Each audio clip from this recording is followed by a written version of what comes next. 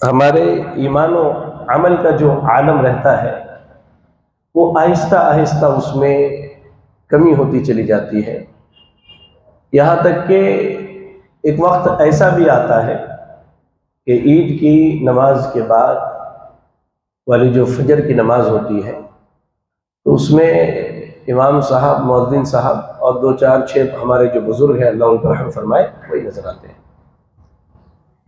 انسانی زندگی میں سب سے اہم چیز یہ ہے کہ ایک انسان کو فکر کرنی چاہیے کہ اس کا عمل کیسا ہے، کیا وہ اس عمل کی بنیاد پر اللہ کی رحمت کو حاصل کر کے کامیاب ہو سکتا ہے یا نہیں۔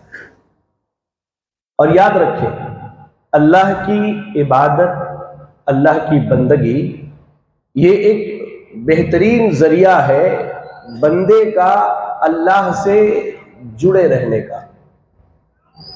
عبادتوں میں جتنی نشاط ہوتی ہے، جتنی دل جمعی کے ساتھ ڈٹ کے آدمی عبادت کرتا ہے اتنا ہی وہ اللہ کے قریب ہوتا ہے، اور جیسے ہی عبادتوں میں کمی آنے لگتی ہے، سستی کے ہم شکار ہو جاتے ہیں تو ہم اللہ رب العالمین سے دور ہو جاتے ہیں۔ اور جب ہم اللہ سے دور ہوتے ہیں تو ہمارا سب سے اولین دشمن شیطان، پھر انسانوں میں سے جو شیطان ہے وہ، اس کے علاوہ موجودہ دور کے فتنے فوراً ہمارا شکار کرتے ہیں اور ہمارے ایمان اور دین کو تباہ و برباد کر دیتے ہیں۔ میرے بھائیوں، عبادتوں میں سستی کیوں ہوتی ہے؟ میں یہ نہیں کہوں گا کہ آپ سستی کرتے ہیں، ہم کیوں سستی کرتے ہیں، ہم سب اس میں شامل ہیں۔ جی، آپ میں سے کسی کو معلوم ہو تو مجھے بتائیے کہ عبادات میں سستی کیوں ہوتی ہے؟ ایسا تو نہیں کہ پہلی مرتبہ پوچھ رہا ہوں، اس سے پہلے بھی کئی مرتبہ پوچھ چکا ہوں بہت ساری باتیں۔ عبادات میں سستی کیوں ہوتی ہے؟ جی، شیطان کی طرف سے۔ اور چلیں آئیے پہلے کچھ بنیادی بات جان لیں، پھر آپ کے سامنے صرف 3 سبب بیان کروں گا مختصر وقت میں کہ عبادت میں کیوں سستی ہوتی ہے۔ میرے بھائیوں، آپ صحیح بخاری جب پڑھیں گے تو امام بخاری رحمہ اللہ نے اپنے صحیح میں اور امام مسلم نے اپنے صحیح میں نبی صلی اللہ علیہ وسلم کی بہت ساری دعاؤں کا ذکر کیا ہے۔ ان میں ایک دعا ہے، آپ ہمیشہ پڑھتے تھے، اللہم انی اعوذ بک من العجز والکسل۔ اے اللہ، میں تیری پناہ چاہتا ہوں اس بات سے کہ میں تیری عبادت سے عاجز ہو جاؤں، اور میں تیری پناہ چاہتا ہوں کہ میں عبادت کے معاملے میں سست ہو جاؤں۔ ایمانداری سے آخری مرتبہ یہ دعا آپ نے کب پڑھی تھی اپنی زندگی میں؟ جی، ہم نے آخری مرتبہ یہ دعا کب پڑھی اپنی زندگی میں؟ اللہ سے یہ کب مانگا تھا کہ اللہ ہمیں تو عبادت میں چستی پھرتی عطا فرما دے، خوب تیری عبادت کی توفیق عطا فرما دے؟ آخری مرتبہ کب ہم نے کہا تھا؟ غور کر کے دیکھیے کہ ہماری حالت کیا ہے۔ آخر عبادت میں جو سستی ہوتی ہے، اس موضوع پہ میں آپ کو کیوں بتانا چاہتا ہوں۔ رمضان شروع ہوا، عبادتیں ہماری بڑی پختہ تھی، بڑی بہترین تھی، لیکن آہستہ آہستہ جو سستی آنے لگی، میں یہ کیوں بتانا چاہتا ہوں میرے بھائیوں؟ اس کی ایک ہی وجہ ہے کہ قرآن و حدیث کی تعلیمات میں غور کریں گے تو عبادت میں سستی کرنا منافقین کا کام تھا، مسلمانوں کا کام نہیں تھا۔ یہ ایمان والے صحابہ کا یہ کام ہی نہیں تھا، یہ منافقین کا مسئلہ تھا جو اللہ کی عبادت میں سب سے زیادہ سستی کرتے تھے۔ ہم مشہور ہے کہ منافق کی کتنی علامتیں ہیں؟ 3 یا 4 ہیں، صرف 3 4 نہیں ہیں، حدیث اور قرآن نے اور بھی بیان کیا۔ ان میں سے ایک علامت یہ بھی ہے کہ منافق ہی عبادت میں سستی کرتا ہے۔ آپ پڑھیں، میری اپنی بات نہیں، قرآن کھولیے، سورۃ النساء دیکھیے، آیت نمبر 142 142، اللہ نے کیا کہا؟ ان المنافقین یخادعون اللہ وهو خادعهم واذا قاموا الى الصلاة قاموا کسالى یراؤون الناس ولا یذکرون اللہ الا قلیلا۔ کہا کہ منافقین جب عبادت کے لیے کھڑے ہوتے ہیں تو بہت کسمسا کے، بہت مجبوری میں عبادت کے لیے آتے ہیں۔ اگر یہ عبادت کے لیے نہ آئے تو مدینے کی بستی میں سب کو معلوم پڑ جائے کہ کون منافق ہے۔ کہا کہ منافقین جب عبادت کے لیے آتے ہیں تو بڑی سستی میں آتے ہیں، محض اس لیے آتے ہیں کہ لوگ دیکھ لیں اور گواہی دے دیں کہ ہم مسلمان ہیں۔ آپ دیکھیں سنن نبی داؤد کی حدیث ہے، راوی حدیث ابی ابن کعب رضی اللہ تعالی عنہ ہے، ذرا غور کریں اس حدیث پر۔ کہا اللہ کے رسول صلی اللہ علیہ وسلم نے فجر کی نماز پڑھائی تو آپ لوگوں کی طرف متوجہ ہوئے اور متوجہ ہو کے آپ نے کہا اشاہد الفلان، فلاں آدمی آیا ہے، اشاہد الفلان، فلاں آدمی آیا ہے۔ تو لوگوں نے کہا کہ نہیں، یہ نہیں آیا ہے۔ اچھا اشاہد الفلان، آپ نے دوسرے بندے کا نام لیا، اچھا یہ نہیں تو وہ آیا ہوگا؟ لوگوں نے کہا نہیں وہ بھی نہیں آیا ہے۔ آپ نے تیسرے کا نام لیا، کہا وہ بھی نہیں آیا ہے۔ تب آپ نے کہا ان ہاتین الصلاتین اثقل الصلوات علی المنافقین لو تعلمون ما فیہما لاتیتہما ولو حبوا علی الرکب۔ کہا اللہ کے نبی نے کہ یہ دو نمازیں عشاء اور فجر، کہا عشاء اور فجر یہ دو نمازیں سب سے زیادہ منافقین پر بھاری ہے، اگر وہ جان جاتے کہ اس میں کتنا اجر و ثواب ہے تو اپنے گھٹنوں کے بل چل کر کے نمازوں کے لیے آتے۔ تو عبادت میں سستی، عبادت میں کوتاہی، عبادت میں کثرت کیا ہے؟ یہ منافقین کی علامت ہے۔ ابھی تو ماشاءاللہ رمضان ہے، رمضان کے بعد دیکھیں جمعہ کا دن ہے، آپ کو معلوم ہے نمازوں میں سب سے افضل نماز کون سی ہے؟ جی نمازوں میں سب سے افضل نماز کون سی ہے؟ جی فجر اور عصر۔ ان نمازوں میں بھی سب سے افضل کون سی نماز ہے؟ صلاۃ الوسطیٰ نہیں، سب سے بہترین نماز جمعہ کے دن فجر کی نماز باجماعت ہے۔ اللہ کے نبی صلی اللہ علیہ وسلم سب سے افضل اور بہترین نماز جمعہ کے دن فجر کی نماز باجماعت ہے۔ ابھی رمضان ہے ماشاءاللہ، سحر کے لیے اٹھتے ہم چلے آتے ہیں، عام دنوں کا جائزہ لیجئے ہم کتنی جمعہ کی نمازیں ایسی جمعہ کے دن فجر کی نماز باجماعت پڑھتے ہیں، ایک مرتبہ جائزہ لے کے دیکھیے آپ اس چیز کا۔ تو عبادتوں میں سستی ہے۔ اب ان سستی کے اسباب کیا ہے؟ سب سے پہلا سبب عبادت میں سستی کا، ہم گناہوں سے گھرے ہوئے ہیں، چاہے وہ رمضان ہو کہ غیر رمضان ہو، چاہے وہ رمضان ہو کہ غیر رمضان ہو۔ آپ دیکھیے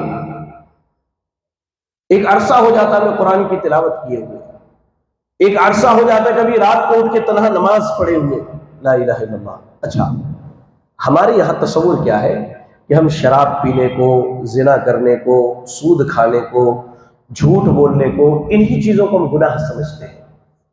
ایسا نہیں ہونا چاہیے۔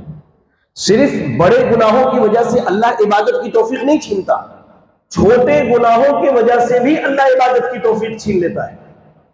پڑھے قرآن اللہ نے کیا کہا، سورۃ الشورى کی آیت نمبر 30 ہے، اللہ نے کہا وَمَا أَصَابَكُم مِّن مُّصِيبَةٍ فَبِمَا كَسَبَتْ أَيْدِيكُمْ وَيَعْفُو عَن كَثِيرٍ۔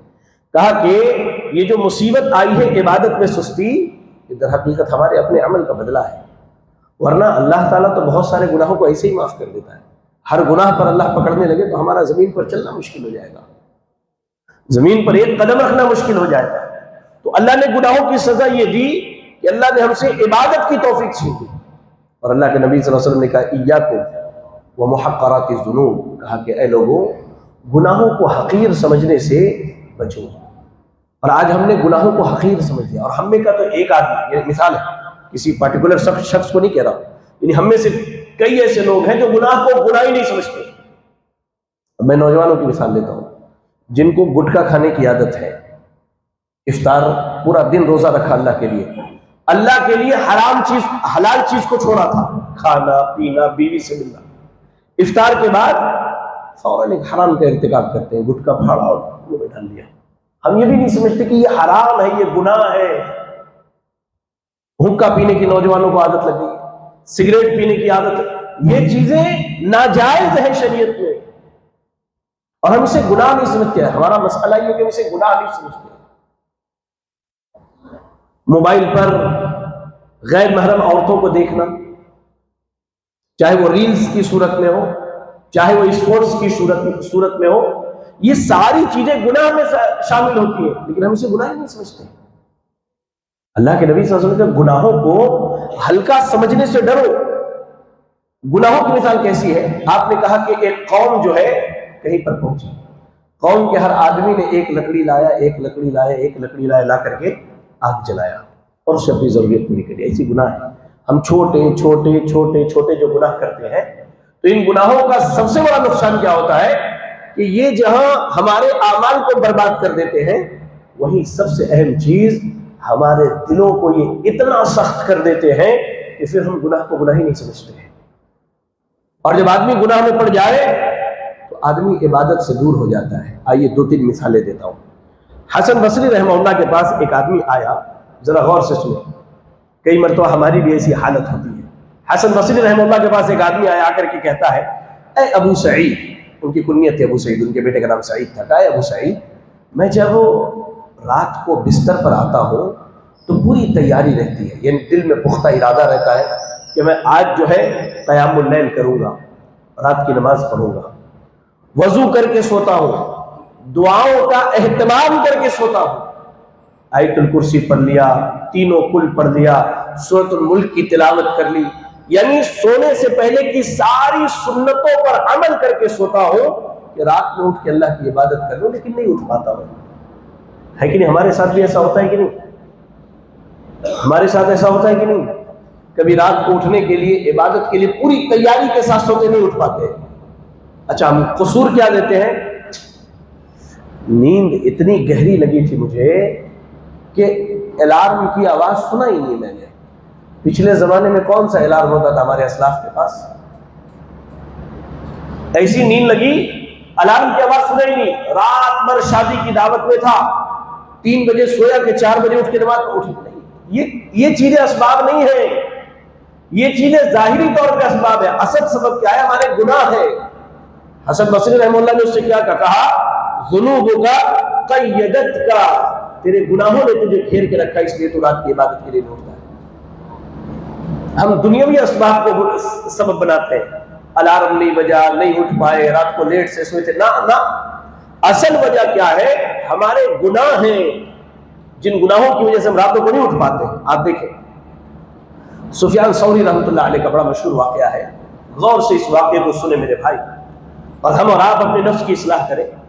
कहा, सुफियान सौरी रहमतुल्लाह अलैह कहते हैं कि मुझे याद है कि मैंने एक गुनाह किया था, सिर्फ एक गुनाह, जिसकी वजह से अल्लाह ने मुझसे 6 महीने रात को उठ के तहज्जुद पढ़ने की तौफीक छीन ली थी। एक गुनाह। हम सुबह से शाम तक का लिस्ट बना के देखें, सैकड़ों गुनाह ऐसे जो छोटे बड़े हमारे। कहा कि मैंने एक गुनाह किया था जिसकी वजह से अल्लाह ने मुझसे 6 महीने की इबादत की तौफीक छीन ली। और आगे चल के कहते हैं कि वो गुनाह क्या था जानते हैं? कहा, वो गुनाह ये था कि मैंने एक आदमी को देखा कि वो बहुत रो रो करके दुआ कर रहा है। मैंने अपने दिल में कहा कि ये दिखावा कर रहा है, जाहिरी तौर पे भी नहीं कि लोग सुन ले। कहा, सिर्फ दिल में ये कहा, यार ये दिखावा कर रहा है। कहा, हालांकि वो अल्लाह के डर और उसकी खशियत से रो रहा था।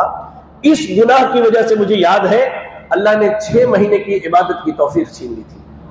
आज तो हम जाहिर करके, लोगों को दिखा के सैकड़ों गुनाह करते हैं मेरे भाई, और हम कसूर किसको देते कि शैतान ने हमें बहका दिया। शैतान है, लगा हुआ है, लेकिन शैतान को मौका भी तो हम देते हैं ना। अल्लाह ने कुरान में क्या कहा कि शैतान तो सबको बहका ले जाएगा, मेरे मुखलिस बंदों को गुमराह नहीं कर पाएगा। तो हम मुखलिसीन में से नहीं है, इसलिए हमें शैतान बहकाता है। और मुखलिसीन में से होने के लिए अल्लाह की इबादत पर डटना होगा, जम जाना होगा मेरे भाई। ऐसे ही आगे आइए, मैं आपको बतलाऊंगा। फुज़ैल इब्न अयाज़ रहमतुल्लाह अलैह फरमाते हैं, उनके इस कौल को अपनी जिंदगी का आइडियल बना लीजिए। मैं कहता हूं, कहा फुज़ैल इब्न अयाज़ रहमतुल्लाह अलैह ने कि जब तुम रात में क़यामुल लैल की ताकत ना रखो और दिन में रोजा रखने की तुम्हें तौफीक ना हो, तो समझ जाओ कि तुम अपने गुनाहों की वजह से इतनी बड़ी नेमत से महरूम किए गए हो। हम कहते हैं कि हमारे पास वक्त नहीं है, वक्त की किल्लत है शेख, पढ़ना है, काम है, ये है, तिजारत है। नहीं, अरे भाई, अल्लाह ने जब जिंदगी बनाई है तो उन सब के लिए अल्लाह ने वक्त मुकर्रर किया है, और अल्लाह ने इबादत के लिए भी वक्त मुकर्रर किया है। ہم سارا کام وقت پر کرتے ہیں، عبادت نہیں ہوتی ہے. کیا مطلب ہے؟ یہی مطلب ہے کہ ہمارے گناہوں کی وجہ سے اللہ نے انہیں عبادتوں سے محروم کر کے رکھا ہے. تو عبادت میں سستی اور کاہلی، اس کی بنیادی وجہ کیا ہے؟ ہمارے گناہ ہے. جب تک ہم گناہوں کو گناہ نہ سمجھ کر ان سے پرہیز نہ کرنے لگے، نہ عبادت میں مزہ آئے گا، نہ عبادت کی مٹھاس ملے گی. عبادت ہوگی بس روٹین، جوہر کی اذان ہوئی، ہاں مسلمان ہو نماز پڑھنے جانا، آ کے پڑھ. وہ جو شوق، وہ جذبہ، وہ جو عبادت سے محبت ہے نا، وہ گناہوں کی وجہ سے ختم ہو چکی ہے. گناہوں کی وجہ سے ختم. اللہ کے واسطے گناہوں سے توبہ کیجئے، خصوصاً اس ماہ رمضان میں، اور بچے ہوئے ایام جو ہیں ان کو غنیمت جانیے. آپ غور کیجئے کہ کل رات میں قیام اللیل میں، تراویح میں شریک نہیں ہو پایا. کیوں؟ ہو سکتا ہے میں نے بے حیائی کا کوئی منظر جان بوجھ کے دیکھا ہو سکتا ہے میں نے فلاں گناہ جان بوجھ کر کے کیا ہو، کسی کو دھوکہ دیا ہو، کسی کو جھوٹ بولا ہو سکتا ہے نا. غور کر کے تو دیکھیں، شاید اسی وجہ سے اللہ نے عبادت سے محروم کر دیا. پہلی وجہ کیا ہے؟ گناہوں میں گھر جانا چاروں طرف سے، عبادت میں کمی ہو جاتی ہے. دوسری وجہ، ہمارے پاس علم نہیں ہے کس چیز کا، کہ کس نیکی کا کتنا ثواب ہے. اگر نیکیوں کا ثواب پتہ چل جائے تو ہم اور آپ کیا کریں گے؟ لا الہ الا اللہ، ہر عبادت کو انجام دینے کی کوشش کریں گے. اور میں تو مشورہ دیتا ہوں ہر شخص کو، جی ہاں ہمارے بیٹھے ہیں، بڑے ہوں، بزرگ ہوں، نوجوان ہوں، بچے ہوں، اپنی زندگی طالب علم کی طرح گزارو. ہمیشہ کچھ نیا سیکھنے کی کوشش کرو.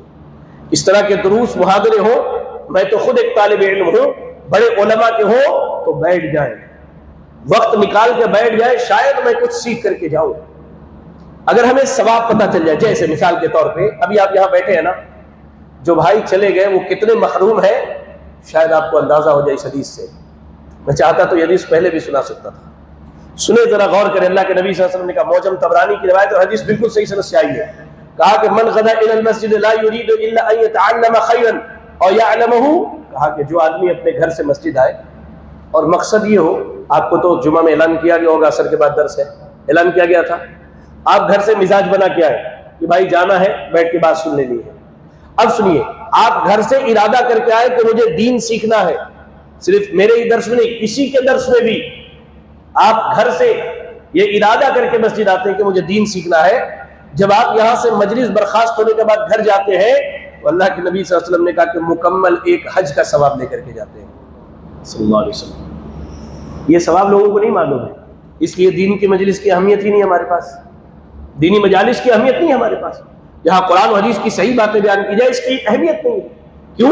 لوگوں کو اس کا علم نہیں ہے میرے بھائی. اچھا، آپ نے ابھی عصر کی نماز پڑھی، کن کن بھائیوں نے وضو کرنے کے بعد وضو کی دعا پڑھی ہے؟ جی میں نے تو پڑھی تھی، سب نے پڑھی ہے. کسی کو یاد ہے تو مجھے سنائیے، وضو کے بعد کی دعا کیا ہے، کیا پڑھتے ہیں؟ جی ماشاء اللہ. آپ کو معلوم ہے اس دعا کی کتنی فضیلت ہے؟ ہم خالی پڑھ لیتے، اگر پتہ چل جائے کہ اس دعا پر اتنا اجر ہے تو میں یہ سمجھتا ہوں کہ کوئی نوجوان بغیر وضو کے رہنا پسند نہیں کرے گا. آپ پڑھیں، اللہ کے نبی صلی اللہ علیہ وسلم کیا فرماتے ہیں؟ من توضأ فاحسن الوضوء، جس نے وضو کیا خوب اچھی طرح. خوب اچھی طرح کا معنی یہ نہیں کہ بہت پانی بہایا، سنت کے مطابق. اچھی چیز کیا ہے؟ سنت ہے. سنت کے مطابق جس نے وضو کیا، پھر کیا دعا پڑھی؟ دعا میرے ساتھ آپ ذہن میں دہرائیں، اشہد اللہ الہ الا اللہ وحدہ لا شریک لہ واشہد ان محمدا عبدہ ورسولہ اللہم اجعلنی من التوابین واجعلنی من المتطہرین. آپ نے یہ دعا پڑھ لی. اب دیکھیے، اب آپ کو اللہ اجر کیا دیتا ہے. کہا اللہ کے نبی صلی اللہ علیہ وسلم نے، فتحت لہ ثمانیۃ ابواب الجنہ يدخل من ایہا شاء. اس دعا کے پڑھنے کے بعد اگر موت ہو جائے گی، کہا کہ اللہ تعالیٰ جنت کے 8 دروازے کھول کے کہتا ہے جس دروازے سے چاہتے ہو جنت کے اندر داخل ہو جاؤ. اب آپ پسند کریں گے بغیر وضو رہنا؟ وضو سے ہے، دعا پڑھ لیا، اس کے بعد موت ہوگی، توحید پر ہے، سنت پر ہے، شرک نہیں کرتے، بدعات میں نہیں پڑے ہیں، انشاءاللہ جنت کے 8 دروازے آپ کے لیے کھولے جائیں گے. غور کر کے دیکھیں، چھوٹی سی دعا ہے، لا الہ الا اللہ، لا الہ الا اللہ. ایسی اللہ کے نبی صلی اللہ علیہ وسلم کہتے ہیں کہ جو آدمی فرد نماز کے لیے اپنے گھر سے نکلتا ہے، فرد نماز کے لیے اپنے گھر سے نکلتا ہے، کیسے نکلتا ہے؟ بالکل باوضو، پاک صاف ہو کر کے. آیا مسجد میں فرض نماز ادا کی, جب گھر واپس جاتا ہے تو مکمل ایک حج کا ثواب لے کر کے جاتا ہے. 5 نمازیں دن بھر میں, 5 نمازیں آپ چاہیں تو اپنے لیے 5 حج کا ثواب اکٹھا کر لیتے ہیں. اچھا ایک ثواب, چھوٹی سی مثال دیتا ہوں, چھوٹی سی نیکی ہے, نہیں چھوٹی سی نیکی نہیں, چھوٹا سا کام ہے. نیکی کو تو میں چھوٹا نہیں کہہ سکتا, چھوٹا سا کام ہے. صف میں کھڑے ہوتے ہیں, ابھی میں نے نماز سے پہلے کیا کہا, شیطان کے لیے خالی جگہ نہ چھوڑے. جو لوگ قدموں کو نہیں ملا کے نہیں کھڑے ہوتے وہ کتنے محروم ہیں. آپ دیکھیے اللہ کے نبی صلی اللہ علیہ وسلم فرماتے ہیں کہ من سد فرجۃ فی صف رفعہ اللہ بہا درجۃ وبنى له بیتا فی الجنہ. جو آدمی صفوں کے خالی جگہ کو بھر کر کے نماز پڑھتا ہے. تو یہاں ایک مسئلہ یہ بھی جان لیں, میں نے دیکھا عام مساجد میں کہ جب تراویح ہوتی ہے تو لوگ صف کا اہتمام نہیں کرتے, جہاں بیٹھے جلدی سے کھڑے ہو کے نیت باندھ لیا. نہیں, صفوں میں نماز پڑھیے, صفوں کو ملائیے, خالی جگہ نہ چھوڑیے درمیان میں. کہا اللہ کے نبی صلی اللہ علیہ وسلم نے کہ جو آدمی خالی جگہ کو بھر دے تو اللہ تعالیٰ اس عمل کی وجہ سے جنت میں اس کے درجات بلند کرتا ہے اور جنت میں اس کے لیے گھر بناتا ہے. اور سوچیے کتنا بڑا اجر ہے. لا الہ الا اللہ. اچھا آج جمعہ کا دن ہے, ابھی مغرب تک وقت باقی ہے. جس نے سورۃ الکہف نہیں پڑھی وہ پڑھ لینا, جس نے نہیں پڑھی ہے پڑھ لیجیے آپ. اللہ کے نبی صلی اللہ علیہ وسلم کہتے ہیں کہ جو آدمی جمعہ کے دن سورۃ الکہف پڑھے تو وہاں جہاں وہ پڑھتا ہے وہاں سے لے کر مکے کی مسافت کتنی ہے, ہزاروں ہزار کلومیٹر ہے. کہا اتنی مسافت کے بقدر اللہ تعالیٰ اس کے لیے نور روشن کر دیتا ہے. اچھا اللہ نور روشن کرتا ہے, ہمارا کیا فائدہ ہے اس میں؟ کوئی بتا سکتا ہے مجھے؟ اللہ نور روشن کر دے ہمارا کیا فائدہ ہے؟ بھائی انسانی زندگی کا سب سے بڑا فائدہ ہے. آپ کو سب سے خطرناک جگہ پر نور کی ضرورت ہے. کہا پل صراط پر. پل صراط پر جو بالکل اندھیرا ہوگا, نیچے سے جہنم سے کڑے نکلے ہوئے ہوں گے, لوگوں کو پل صراط سے کھینچ کے جہنم میں گرائیں گے. وہاں آپ کا یہ سورہ کہف پڑھنا, عصر کی نماز کے لیے آنا, عشاء کی نماز کے لیے آنا, فجر کی نماز کے لیے آنا, یہ عبادتیں چھوٹی چھوٹی پل صراط پر آپ کے لیے روشنی کا سبب بنیں گی, جس سے آپ پل صراط کو پار کریں. منافقین کا کیا حال ہوگا؟ منافقین کہیں گے انظرونا نقتبس من نورکم, کہیں گے انظرونا, ارے ٹھہر جاؤ. ایمان والوں سے کہیں رک جاؤ, ہمیں تو نور ملا ہی نہیں. عبادت میں سستی تھی, عبادت سے غفلت تھی, اللہ نے نور دیا ہی نہیں. تمہارا جو نور روشن ہوا ہے شاید اسی میں دیکھ کر کے ہم راستہ اختیار. دنیا میں ہوتا نا, گلی میں جا رہے 5 دوست, کسی ایک نے موبائل کا ٹارچ روشن کیا, سب اس روشنی میں دیکھ کے چلے جاتے ہیں. تو ایسا قیامت کے دن ہر آدمی کو اس کا نور دیا جائے گا, اور اس کے عمل کے بقدر جیسا عمل ہوگا ویسی روشنی ہوگی نور میں, اور اس کے ذریعہ وہ پل صراط کو پار کرے گا. لا الہ الا اللہ, لا الہ الا اللہ. آپ دیکھیں امام شافعی رحمۃ اللہ علیہ فرماتے ہیں کہ میں نے 16 سال سے ایک مرتبہ بھی پیٹ بھر کے کھانا نہیں کھایا ہے. آج ہمارے افطار کے بعد کھانے کھا لیے تو نیند آتی ہمیں, تراویح میں کھڑے ہوئے تو دل میں ایک ہی خیال چلتا کب ختم ہوتی کی تراویح. امام شافعی رحمۃ اللہ علیہ کہتے ہیں کہ 16 سال سے میں نے پیٹ بھر کھانا نہیں کھایا ہے. کہا کیوں؟ پہلی چیز بدن بھاری ہو جاتا ہے, انسان کی عقل چلی جاتی ہے, اور کہا کہ وہ بار بار انسان کو نیند کا غلبہ لاتا ہے اور اس سے عبادت میں سستی ہوتی ہے. یہ ہمارے سلف کا, ان کو معلوم تھا دنیا کی زندگی کتنی ہے, 60-65, اس کے بعد ختم. لیکن اس کے بعد جو زندگی وہ ہمیشگی کی ہوگی, جو چاہیں گے جتنا چاہیں گے جب چاہیں گے تب کھائیں گے. لیکن ابھی کم کھا کے ڈٹ کے اللہ کی عبادت کر لے تو شاید اللہ تعالیٰ ہم پر رحم فرما کے اس عبادت کے عوض میں اللہ تعالیٰ ہمیں جنت عطا فرما دے. اللہ سے دعا کرے کہ اللہ تعالیٰ ہمیں جنت الفردوس میں جگہ عطا فرمائے, آمین. تیسری سبب جو ہے عبادت میں سستی کے تعلق سے, تیسرا سبب وہ ہے موت کو بھول جانا. ہم دنیا میں رہ کے دنیا کی زندگی کو جنت بنانے میں لگے ہیں, یہی جنت بنا لیا جائے, یہی ہماری جنت ہونی چاہیے, ساری سہولیات یہی ہونی چاہیے. حالانکہ ہم بھول چکے ہیں کہ حقیقی جنت جو ہے وہ اللہ نے ایمان والوں کے لیے تیار کیا. آپ یاد رکھیں, آدمی جب موت کو بھول جاتا ہے تو عبادت سے غافل ہو جاتا ہے. کیوں؟ آپ کو اگر یہ معلوم ہو جائے کہ میں نے عصر پڑھ لیا, پتہ نہیں مغرب تک زندہ رہوں گا کہ نہیں, آپ مغرب کی نماز کی فکر کریں گے.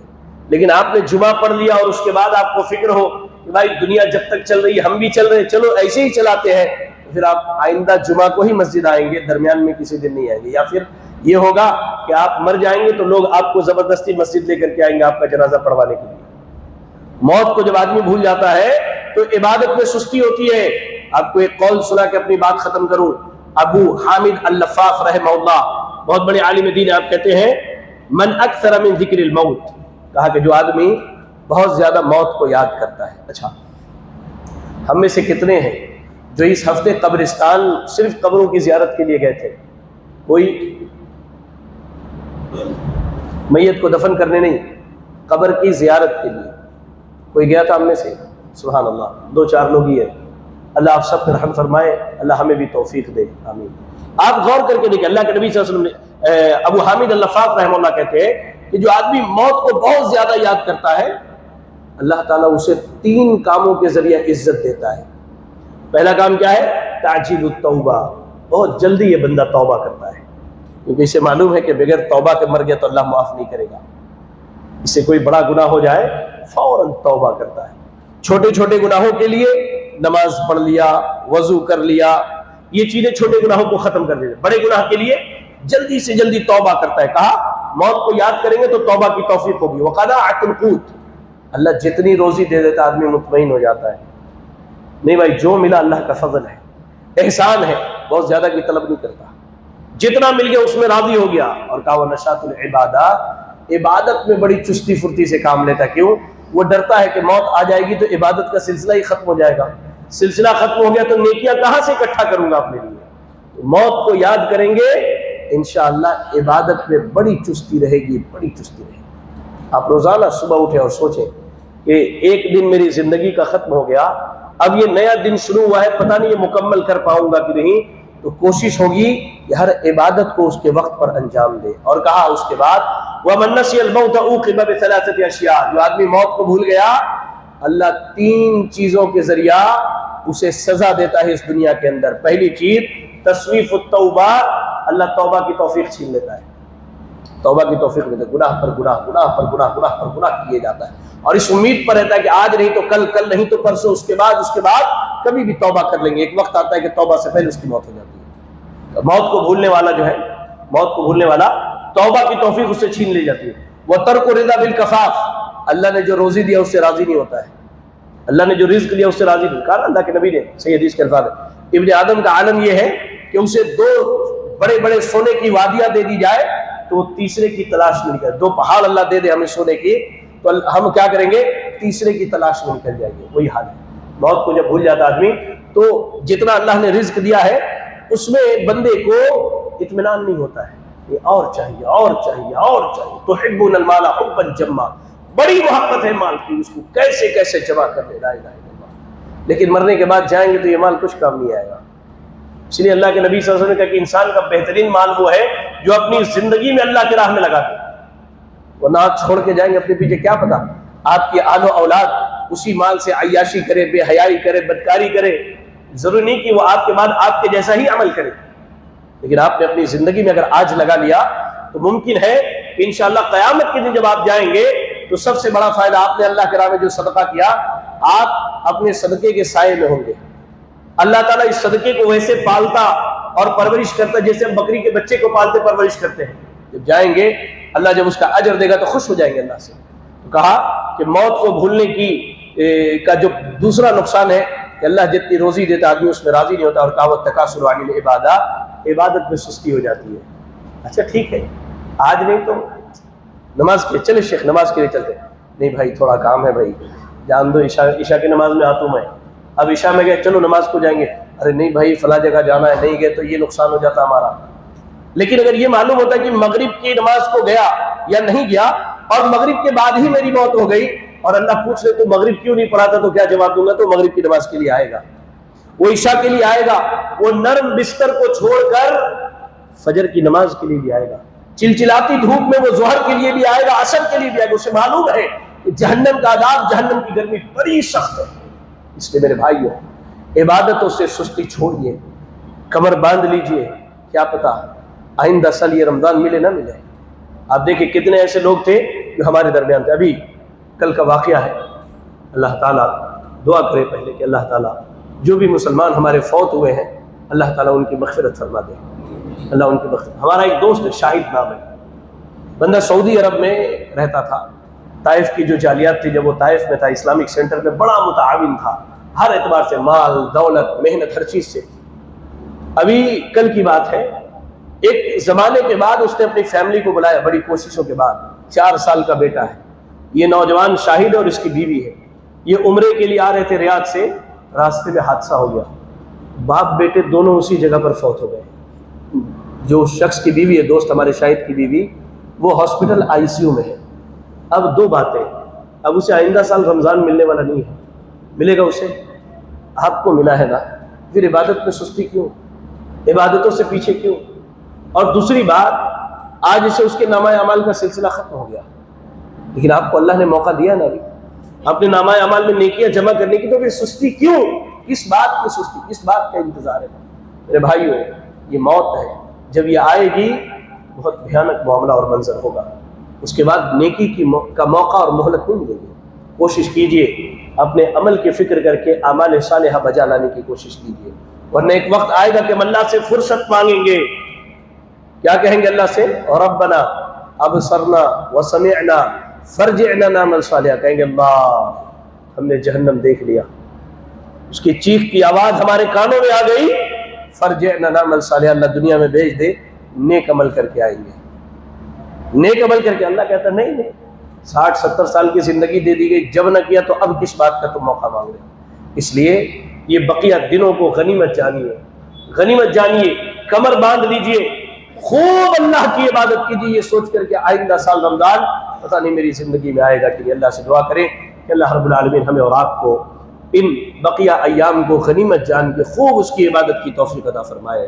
الہ العالمین ہم نے جو چھوٹی موٹی عبادتیں کی ہیں، اللہ تو ان عبادات کو قبول فرما لے، اللہ تو ہمارے روزوں کو قبول فرما لے، اللہ ہمارے قیام کو قبول فرما لے، اللہ ہماری تلاوت قرآن کو قبول فرما لے۔ الہ العالمین ہم میں جو پریشان حال ہے، اللہ تو ان کی پریشانیوں کو دور فرما دے، اللہ جو بیمار ہیں انہیں شفا کامل عاجلہ عطا فرما دے، اللہ جو زندہ ہیں انہیں توبہ کی توفیق عطا فرما دے، اللہ جو فوت ہو چکے ہیں تو ان کے گناہوں کو معاف کر کے ان سے درگزر فرما کے انہیں جنت کے اعلیٰ مقام میں جگہ عطا فرما دے۔ اللہ تو جب تک دنیا میں زندہ رکھ، دین اسلام پر زندہ رکھ، اور خاتمہ ہو ایمان و اسلام کی حالت میں ہو۔ آمین، وآخر دعوانا ان الحمد للہ رب العالمین۔ ایک مرتبہ پھر کہوں گا میرے بھائی،